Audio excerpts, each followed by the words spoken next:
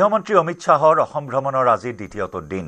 আজি সৰুসজাইত CRPFৰ 87 সংখ্যক প্ৰতিষ্ঠা দিৱসত অংশগ্ৰহণ কৰিব অমিত শ্বাহে। প্ৰথমবাৰলৈ অসমত অনুষ্ঠিত হৈছে CRPFৰ বাৰ্ষিক প্ৰতিষ্ঠা দিৱসৰ পেৰেড। অৰ্জুন ভোগেশ্বৰ বৰুৱা ক্ৰীড়া প্ৰকল্পত আয়োজিত CRPFৰ প্ৰতিষ্ঠা দিৱসত মুখ্য অতিথি হিচাপে উপস্থিত থাকিব কেন্দ্ৰীয় গৃহমন্ত্ৰীগৰাকী।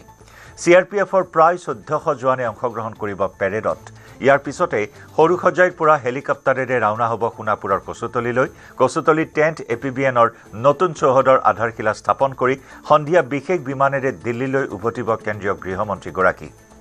শুকুৰবাৰে কাছাৰৰ পৰা গুৱাহাটীত উপস্থিত হৈ নিশাটো অমিত শ্বাহে কটালে কইনাধৰাৰ ৰাজ্যিক অতিথিশালাত।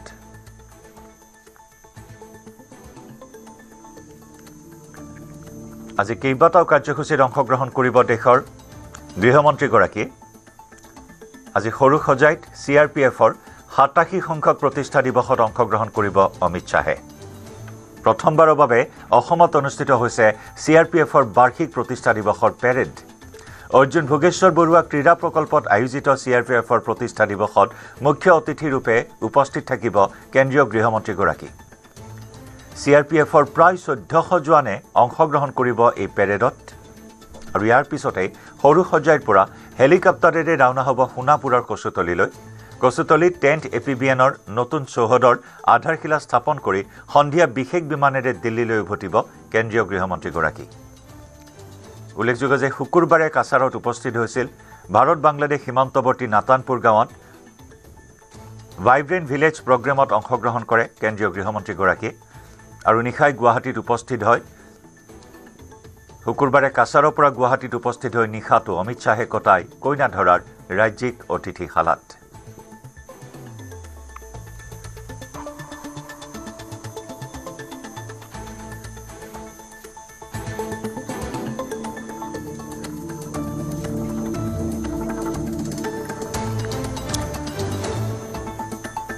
CRPFৰ প্ৰতিষ্ঠা দিৱসৰ আড়ম্বৰপূৰ্ণ অনুষ্ঠান। এই অনুষ্ঠানত অংশগ্ৰহণ কৰিব কিছু সময় পিছতেই কেন্দ্ৰীয় গৃহমন্ত্ৰীগৰাকীয়ে, য'ত 1400 জোৱানে এক পেৰেডত অংশগ্ৰহণ কৰিব। প্ৰথমবাৰৰ বাবে গুৱাহাটীত অনুষ্ঠিত হৈছে CRPFৰ বাৰ্ষিক প্ৰতিষ্ঠা দিৱস। 87 সংখ্যক এই প্ৰতিষ্ঠা দিৱসত মুখ্য অতিথিৰূপে অংশগ্ৰহণ কেন্দ্ৰীয় গৃহমন্ত্ৰীগৰাকীৰ। আমাৰ সতীৰ্থ সাংবাদিক বলেন ভট্টাচাৰ্যৰ সৈতে সংযুক্ত হৈছোঁ পোনপটীয়া সম্প্ৰচাৰত।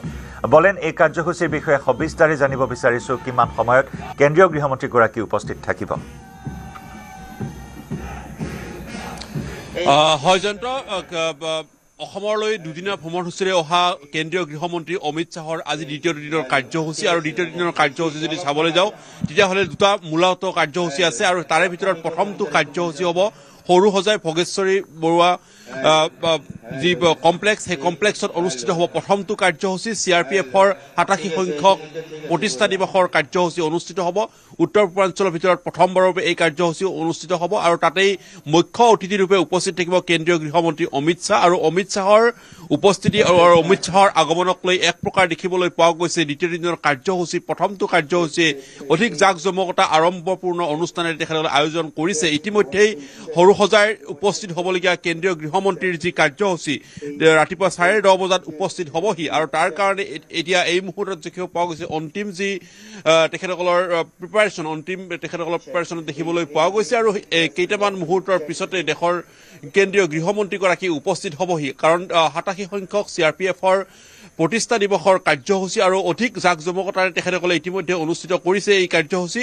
আৰু দেখিবলৈ পোৱা গৈছে যে ইয়াত বহুকেইটা তেখেতসকলৰ সমৰকলা প্ৰদৰ্শন কৰা হ'ব। দেশৰ কেন্দ্ৰীয় গৃহমন্ত্ৰীগৰাকীক অভিবাদন জনাব CRPFৰ কেইবাটাও তেখেতসকলৰ গোটেই তেখেতক অভিবাদন জনাব। আৰু সেই ধৰণে কাৰ্যসূচী ৰখা হৈছে। আৰু এই কাৰ্যসূচী সামৰি তেখেতে পোনে পোনে ৰাওনা হ'ব কচুতলীলৈ ৰাওনা হ'ব, য'ত আচলতে টেণ্ট APBNৰ যি নতুন আৱেষ্টনী নিৰ্মাণ কৰা হ'ব তাৰ বাবেই তেখেতত উপস্থিত হ'ব। আৰু তাতেই তেখেতে আধাৰশিলা স্থাপন কৰিব। গতিকে আজিৰ দিনৰ কাৰ্যসূচী দুটা মূলত কাৰ্যসূচী কেন্দ্ৰীয় গৃহমন্ত্ৰীগৰাকীৰ সেইধৰণে দেখিবলৈ পোৱা গৈছে।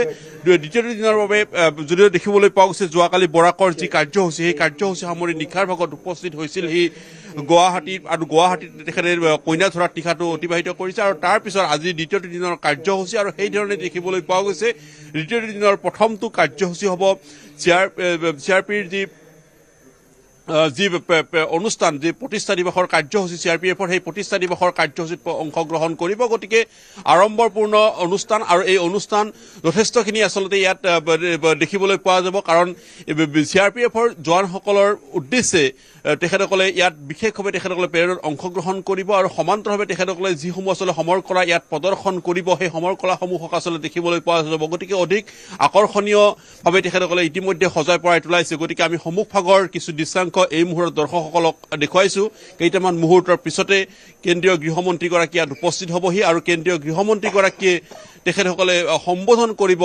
আৰু তেখেতসকলৰ প্ৰতিষ্ঠা দিৱসৰ সংগতিৰে তেখেতসকলে অধিক উৎসুকতাৰে তেখেতসকলে এই মুহূৰ্তত অপেক্ষা কৰিছে কাৰণ কেইটামান ক্ষণৰ পিছতে দেশৰ কেন্দ্ৰীয় গৃহমন্ত্ৰীগৰাকী উপস্থিত হ'বহি তেখেতৰ দ্বিতীয় দিনৰ প্ৰথমটো যি কাৰ্যসূচীত অংশগ্ৰহণ কৰিব আৰু সকলোৱে আচলতে দৃষ্টি নিবদ্ধ হ'ব পৰাকৈ এই কাৰ্যসূচীত আচলতে যথেষ্টখিনি লোকৰ সমাগম ঘটিব প্ৰায় 1400তকৈ অধিক CRPFৰ যি তেখেতসকলৰ গোটেই তেখেতসকলে অভিবাদন জনাব সমান্তৰালভাৱে দেখিবলৈ পোৱা গৈছে যে কেইবাটাও সমৰ কলা ইয়াত প্ৰদৰ্শন কৰিব সেইসমূহ আচলতে অতি বিপদজনক আৰু সংকটজনক যিসমূহ স্থানত তেখেতসকলৰ অপাৰেশ্যনৰ সময়ত চলোৱা যিসমূহ আচলতে তেখেতসকলৰ অভিজ্ঞতা সেইসমূহ আচলতে ইয়াত প্ৰদৰ্শন কৰা হ'ব ডেমো আকৃতিৰে ইয়াত প্ৰদৰ্শন কৰিব গতিকে সেইসমূহ অতি দৃষ্টিনন্দন হ'ব চাবলগীয়া এটা পৰিৱেশ হ'ব আৰু সেইবাবে আচলতে গুৱাহাটী মহানগৰীৰ কেইবাখনো শিক্ষানুষ্ঠান অভিভাৱকসকল আহি উপস্থিত হ'বহি তেখেতসকলে এই কাৰ্যসূচীত অংশগ্ৰহণ কৰিব বলেন যদি চোৱা যায় শেহতীয়াকৈ গুৱাহাটী তথা অসমৰ সুৰক্ষা প্ৰতিৰক্ষাৰ ক্ষেত্ৰত বিশেষভাৱে গুৰুত্ব প্ৰদান কৰা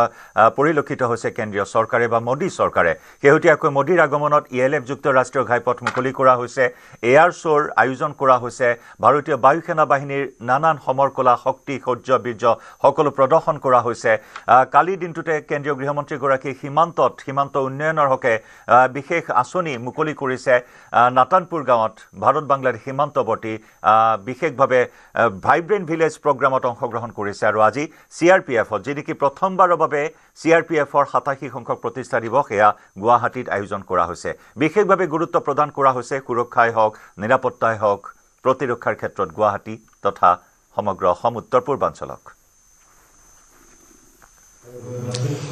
হয় জয়ন্ত সুৰক্ষা আৰু নিৰাপত্তা সমান্তৰালভাৱে দেখিবলৈ পোৱা গৈছে নৱপ্ৰজন্মক তথা উঠি অহা যুৱ প্ৰজন্মক আচলতে এইসমূহ তেখেতসকলক বায়ু সেনাতেই হওক বা CRPFতেই হওক যোগদান কৰাৰ কাৰণে উদ্বুদ্ধ কৰাৰ এটা কথা দুদিন পূৰ্বে মুখ্যমন্ত্ৰীৰ সংবাদমেলত তেখেতে মন্তব্য কৰিছিলে অৰ্থাৎ গুৱাহাটী মহানগৰীত যি এয়াৰ শ্ব' হৈছিলে এই এয়াৰ শ্ব'ৰ লক্ষ্যৰে আচলতে কৰা হৈছে যে অসমৰ নৱপ্ৰজন্ম যাতে ইয়াৰ বায়ু সেনাত যাতে যোগদান কৰিব পাৰে নৌসেনাত যোগদান কৰিব পাৰে তেখেতসকলৰ আচলতে এই গোটেই ব্যৱস্থাটোৰ প্ৰতি যে আগ্ৰহ বৃদ্ধি হয় এই আচলতে সপোন মুখ্যমন্ত্ৰীগৰাকীয়ে উল্লেখ কৰিছে হয় বায়ু সেনাৰ যি তেখেতসকলৰ এয়াৰ শ্ব' চাবলৈ যথেষ্ট সংখ্যক লোকৰ সমাগম ঘটিছিলে সুৰক্ষা নিৰাপত্তাৰ দিশটো আছেই সমান্তৰালভাৱে দেখিবলৈ পোৱা গৈছে নতুন প্ৰজন্মসমূহক নতুন প্ৰজন্মক অনুপ্ৰাণিত কৰাৰ বাবেও এনেধৰণৰ পদক্ষেপ ধাৰাবাহিক ৰূপত গ্ৰহণ কৰা হৈছে বলেন ধন্যবাদ জ্ঞাপন কৰিছো আপোনাক